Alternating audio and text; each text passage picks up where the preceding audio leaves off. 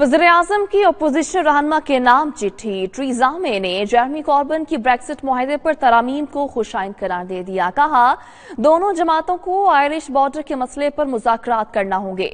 इस खत में टीरेज़ा मे का मज़ीद क्या कहना था, जानेंगे इस रिपोर्ट में।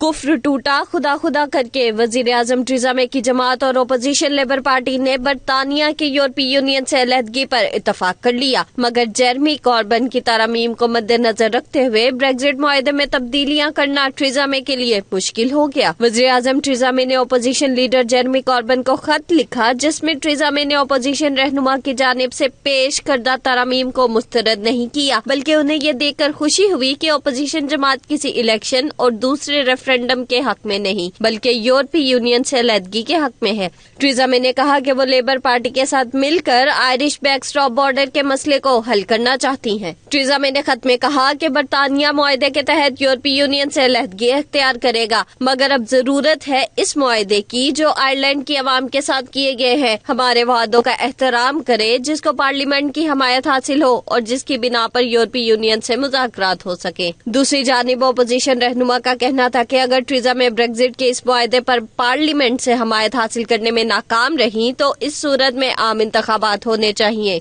ब्रेक्जिट तरामीम पर वोटिंग गुज़िश्ता माह के आखिर में हुई थी।